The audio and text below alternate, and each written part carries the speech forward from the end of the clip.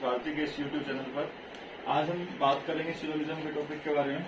तो सबसे पहले तो क्लास ये देखिए, सिलोजिज्म में बेसिकली होता क्या है। सिलोजिज्म के अंदर दो चीजें होती हैं, एक स्टेटमेंट और सेकंड होता है आपका कंक्लूजन,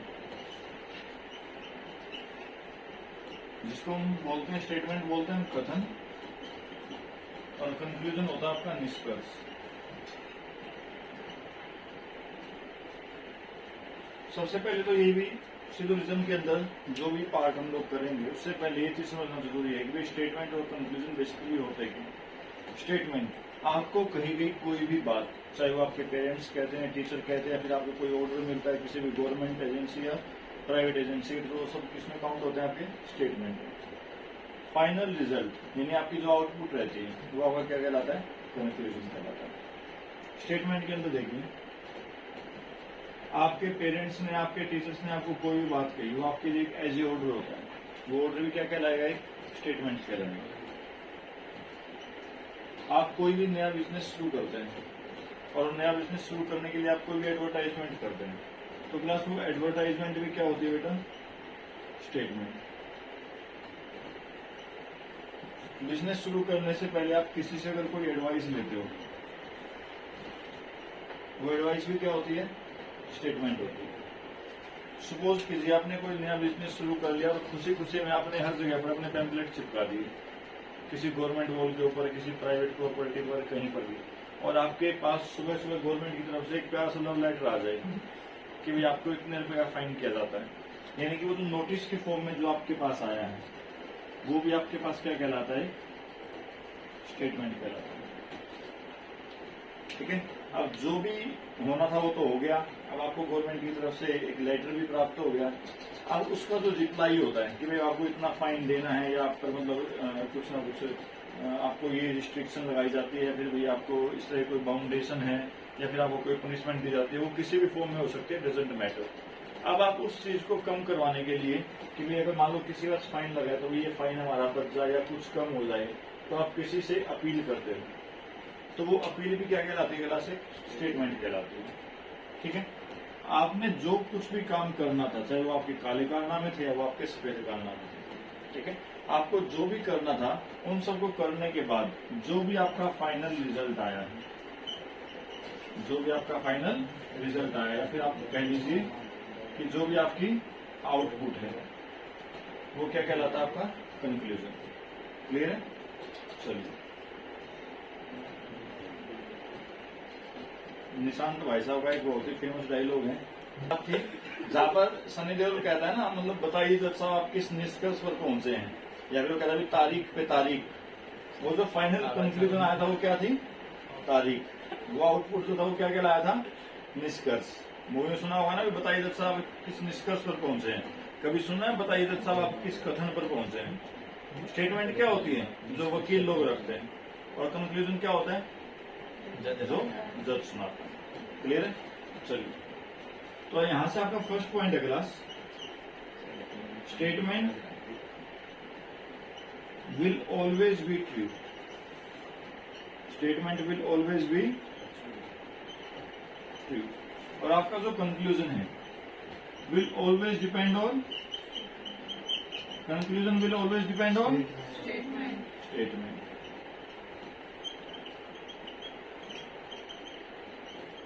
यहां तक कोई doubt?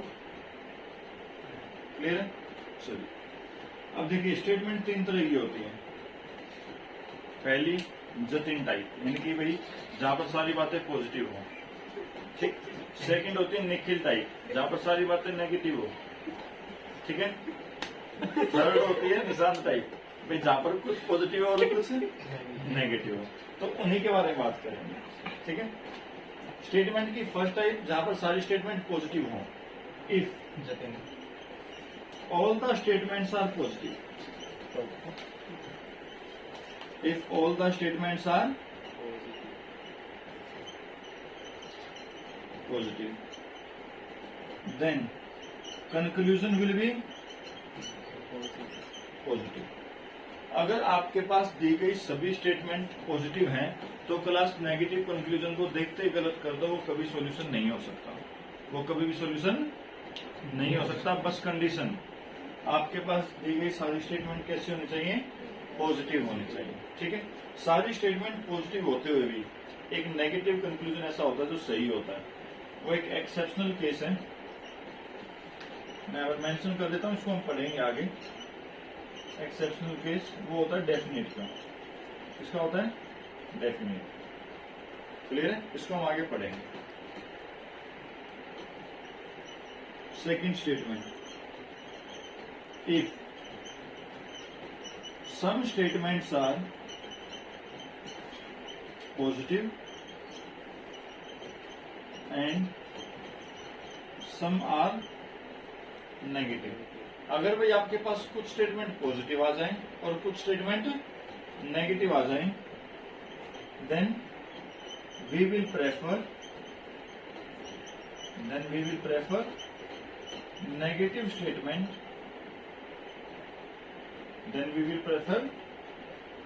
Statement, according to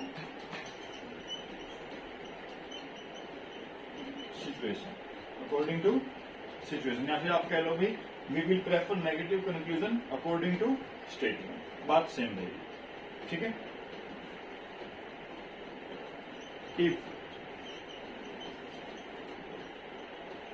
all the statements are negative, तो क्लास वहां पर क्या होता है वैसा,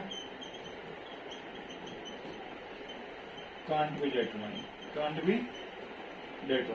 अगर मान लो कुछ आपको बताना आ भी जाए, कंक्लूजन में अगर कुछ आ भी जाए, तो याद रहे इस केस के अंदर पॉसिबिलिटी मैक्सिमम होती है। और यहाँ पर सारे केस जो आपके पास किस चीज के बारे में, पॉसिबिलिटी के। क्लियर है, चलिए अब देखते हैं इस चीज को होता क्या। पूरे सिलोजिज्म को हम सिर्फ 3 वर्ड से समझेंगे। पहला वर्ड आपके पास होता है डायरेक्ट लिंक। क्या होता है, डायरेक्ट लिंक। थर्ड होता है डेफिनेट वैल्यू। थर्ड होता है, सेकंड होता है, अब नहीं बोलेंगे कोई। पहला word direct link, second definite value, और थर्ड होता है class possibility. Direct link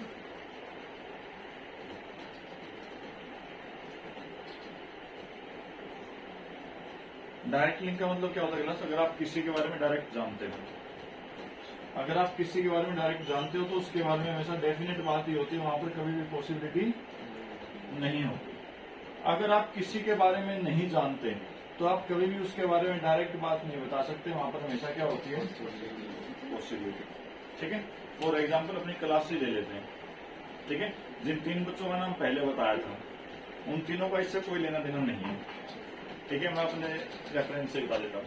suppose कीजिए जब मैं आप लोगों की क्लास में फर्स्ट टाइम आया तो क्या आपको पता था भी मैं रीजनिंग पढ़ाता हूँ?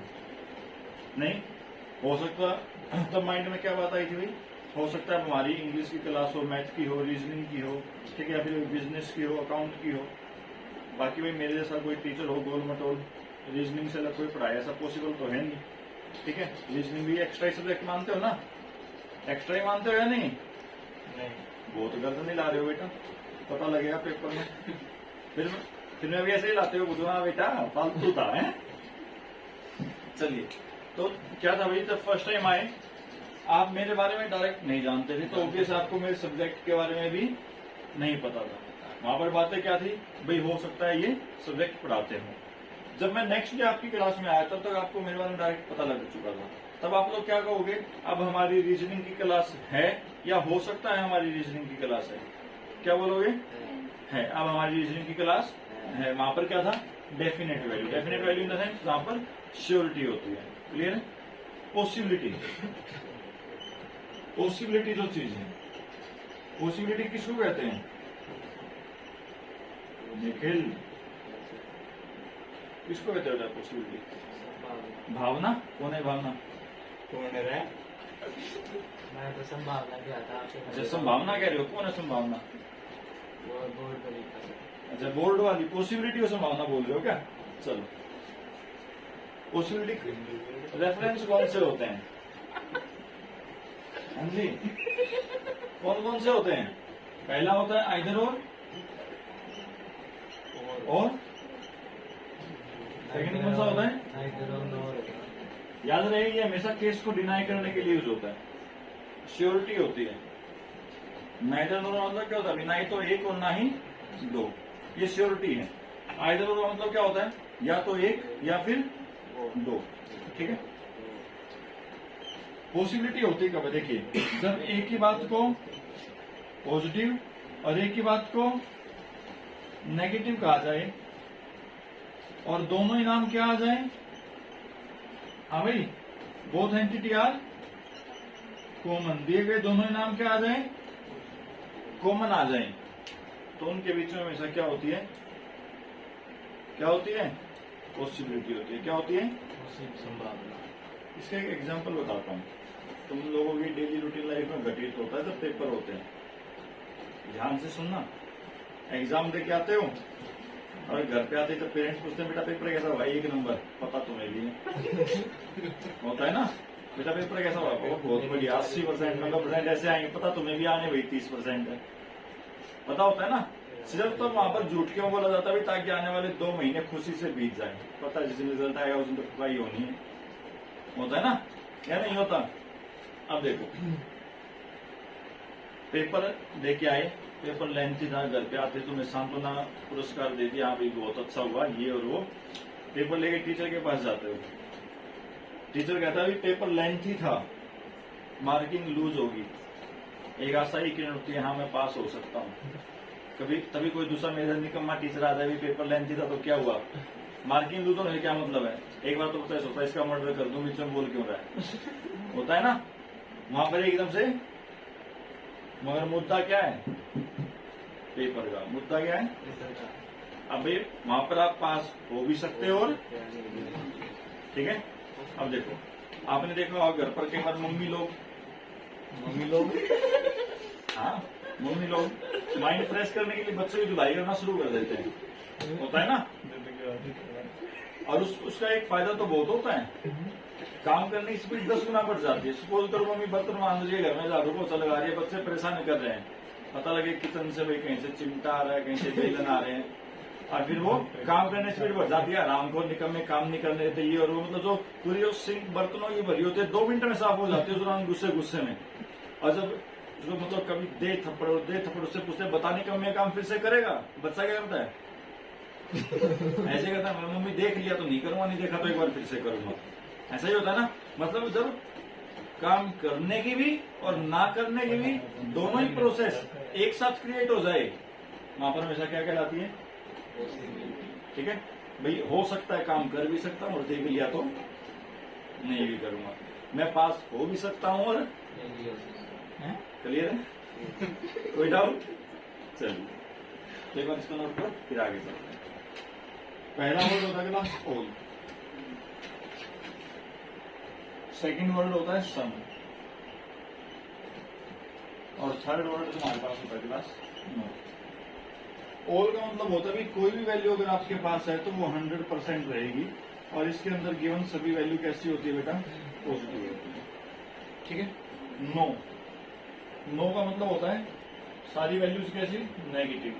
परसेंटेज पॉसिबिलिटी कितनी रहेगी? 0%, ठीक है। अब भाई टोटल हम अगर मान लो हमारे पास कोई भी काम है, या अगर हम किसी भी वैल्यू को मानते हैं तो हम हमेशा उसको 100% मानकर चलते हैं। उस 100% में से 100% वैल्यू किसके लिए साइन हुई? ऑल के लिए। 0% वैल्यू किसके लिए साइन हुई? नो के लिए। बाकी जो वैल्यूज बची है 1 to 99%, वो सारी वैल्यूज किसके लिए काउंट होगी? सम के लिए। इसके अंदर क्लास भाई some values are positive and some values are negative, ये दोनों ही केस बनते हैं, क्लियर है। सेकंड, जहां पर भी बात ऑल की हो, ऑल में जहां पर हमारे पास जो परसेंटेज वैल्यू रहती है वो 100% रहती है, तो वहां पर पॉसिबिलिटी नाम की कोई चीज नहीं होती। क्यों नहीं होती? क्योंकि जहां पर भी वैल्यूज आपके पास 100% हो तो वहां पर सारी चीजें एक दूसरे से इंटरकनेक्टेड रहती है, चाहे वो ए का रिलेशन बी से हो या बी का ए से हो या बी का सी से हो, क्लियर है। चलिए नो 0%। 0% का मतलब होता है जहां पर किन्हीं भी दो एंटिटी के बीच में कोई रिलेशन नहीं रहता, और जिनके बीच में कोई रिलेशन ना हो तो उनके बीच में हम कभी भी डायरेक्ट वैल्यू असाइन नहीं कर पाते हैं, तो नो का एक जो केस हमारे पास है, इस केस में हमेशा मैक्सिमम पॉसिबिलिटी रहती है बस। अगर कोई आपसे नॉर्मली पूछ भी ले इंटरव्यू के दौरान कि भाई बताइए सिलोजिज्म के अंदर मैक्सिमम पॉसिबिलिटी किस केस में होती है, तो वो हमेशा नो के केस में होती है। क्लियर? सम, जहां पर भी कुछ वैल्यूज पॉजिटिव और कुछ वैल्यू नेगेटिव होती है। पॉजिटिव नेगेटिव का मतलब ये नहीं क्लास कि वहां पर हमेशा आपके पास डायरेक्ट ये लिखा होगा भी this values are positive and this values are negative, ऐसा कुछ नहीं है। पॉजिटिव नेगेटिव का मतलब होता है कि किन्हीं भी दो एंटिटी के बीच में जब रिलेशन आपको बताया हो तो वहां पर रिलेशन बताया तो उनके बीच की जो वैल्यू है डायरेक्टली असाइन हो जाएगी, और अगर रिलेशन नहीं है तो उन्हीं दोनों एंटिटी के बीच में पॉसिबिलिटी आ जाएगी। तो इनके बीच सम के केस में एक पॉसिबिलिटी होती है, बट वो अकॉर्डिंग टू सिचुएशन यानी कि अकॉर्डिंग टू स्टेटमेंट डिपेंड करता है कि भाई नेगेटिव रिलेशन किन के बीच में है और पॉजिटिव रिलेशन किन दो एंटिटीज के बीच में है।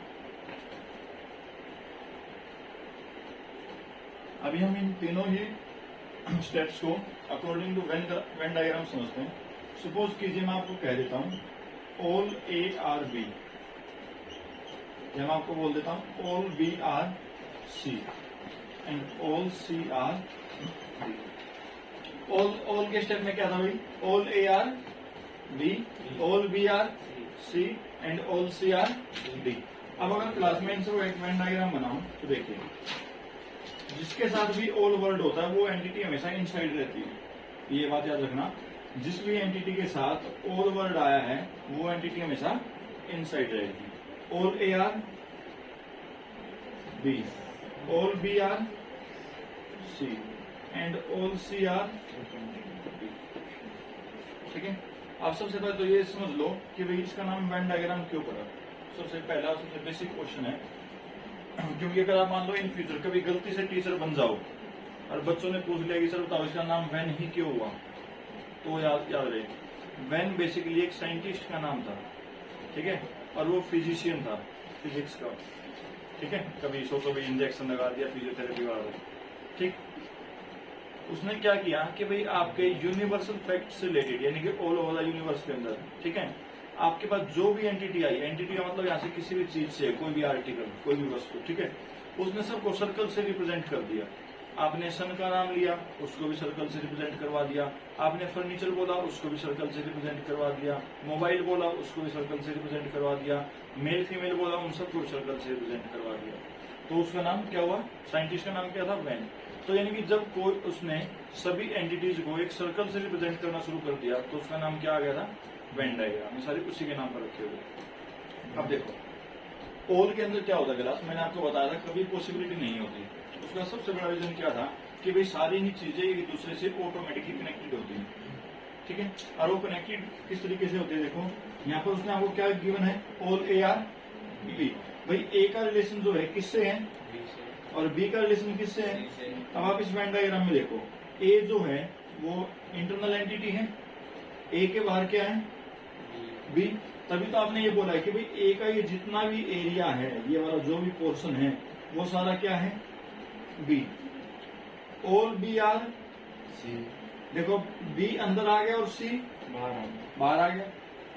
अगर ये सारा ही बी जो है, अगर क्लास ये सी है, तो भाई बी के अंदर रखे हुए जितने भी ए है वो सब भी क्या हो जाएंगे? सी।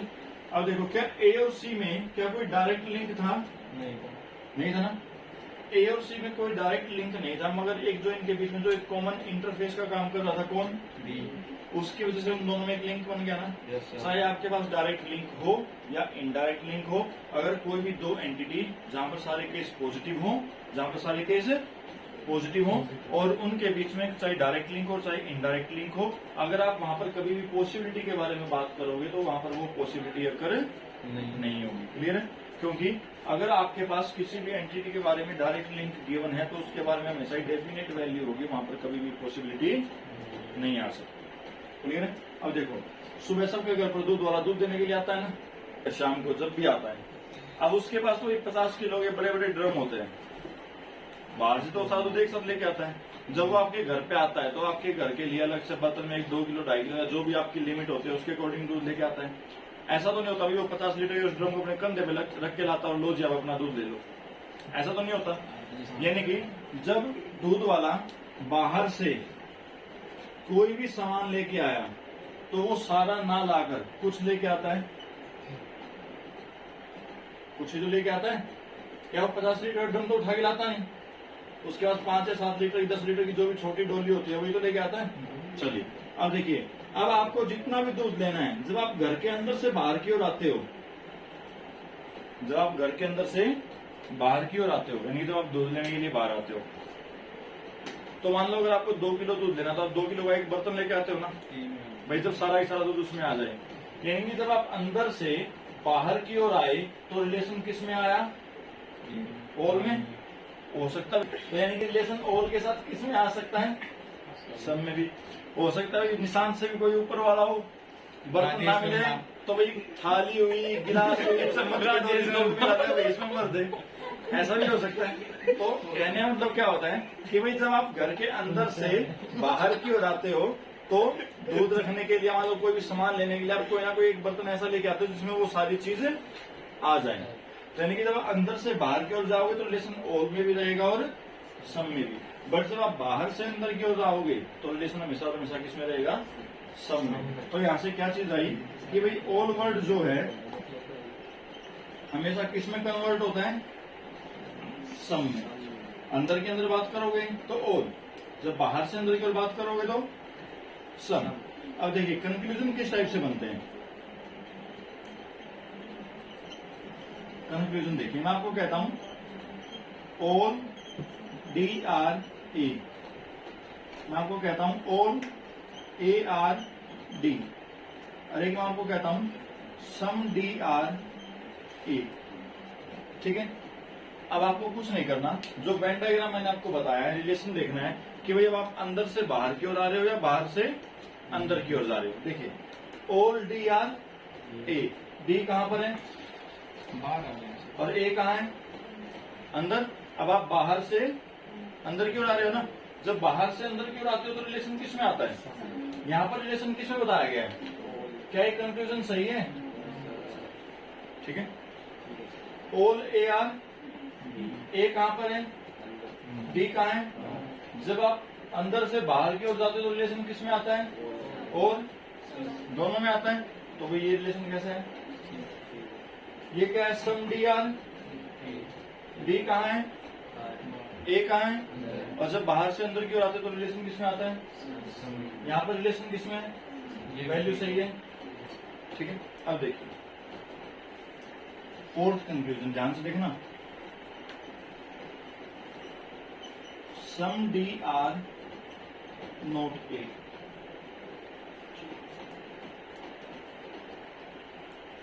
सम DR नोट ए, ये कंक्लूजन सही है गलत है, सही है, वेरी गुड। क्या है, ऐसे जो तुम्हारा सही है, बताओ ये सही है गलत है, गलत है सर। चलिए अगर गलत है तो क्यों गलत है, सही है तो क्यों सही है, क्योंकि सर डी से ए की तरफ तो सम ही आता है सर। तो इसमें भी तो सम है, यहाँ पर और लिखा होगा फिर यहाँ पे नोट लिखा है तो है तो सम ही। बिकॉज बी और सी जो पार्ट है वो ए नहीं।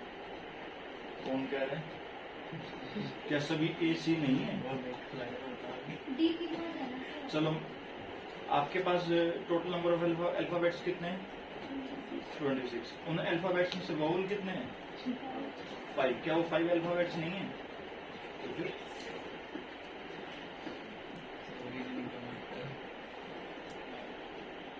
बता मेरे आजाद भारत के समझदार भारतीय। लेकिन सर सारे अल्फाबेट को बात करना हाँ अल्फाबेट एक तरह से डी होगा वो बनेगा। जब आपको इसका रूल लिखवाया था, जब स्टेटमेंट और कंक्लूजन समझाई थी, उस दौरान आपको एक बात बताई थी, पहला ही लाइन थी, if all the statements are positive then the conclusion will be, बताया था कि भाई अगर आपके पास सारी ही स्टेटमेंट पॉजिटिव है, क्या आपके पास यहाँ पर किसी भी स्टेटमेंट में नेगेटिव वर्ड दिया हुआ है, नो वर्ड दिया हुआ है, नहीं ना। अगर आपके पास गिवन सभी स्टेटमेंट पॉजिटिव हैं तो कंक्लूजन भी कैसा होगा, और मैंने आपको स्पेशली बताई थी, अगर आपके पास सारी स्टेटमेंट पॉजिटिव हैं तो नेगेटिव कंक्लूजन को देखते ही गलत कर दो, वो कभी सॉल्यूशन। सिर्फ एक एक्सेप्शनल केस ऐसा होता है जहां पर सारी पॉजिटिव स्टेटमेंट होने के बावजूद भी आपके पास नेगेटिव कंक्लूजन सही होता है, और वो एक्सेप्शनल केस कौन सा था, डेफिनेट। कौन सा था? श्योर है? कोई डाउट? अब देखिए,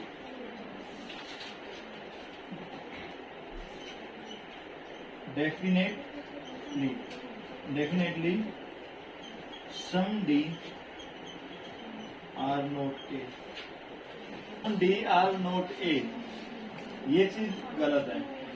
definitely some D are not A, ये चीज सही है। क्लियर है? Some D are not A, ये चीज गलत है। Definitely some D are not A, ये चीज सही है। ऐसा किस लिए? देखो,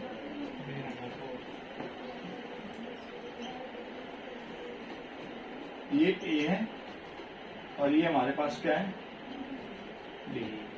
जब उसने आपको ये बोला सम डी आर नॉट ए, इसका मतलब वो इस कंप्लीट पार्ट की बात कर रहा है। वो किसकी बात कर रहा है? कंप्लीट पार्ट की बात कर रहा है। बट इस कंप्लीट पार्ट में से कहीं ना कहीं तो ए आपके पास रखा हुआ है ना, रखा हुआ है ना। तो पहले वाला जो कंफ्यूजन है वो क्या हो गया? गलत। Definitely some D are not A, ये आपके पास ए था और ये आपके पास क्या था? D. Definitely some D are not A का मतलब क्या था? वो रेस्ट ऑफ द पार्ट जो ए से अलग है वो क्या नहीं है? ए नहीं है। ये एंटायर पार्ट की बात करता है और ये एक पर्टिकुलर एरिया की बात करता है। क्लियर है? इसलिए जहां पर भी डेफिनेट का केस हो, स्टेटमेंट सारी पॉजिटिव हो और डेफिनेट के केस में कंक्लूजन आपके पास नेगेटिव आ जाए तो वो हमेशा सही हो। ये इसका एक्सेप्शनल केस। क्लियर है? कोई डाउट? पक्का? तो चलिए आज के लिए इतना ही, बाकी कल करेंगे। तब तक के लिए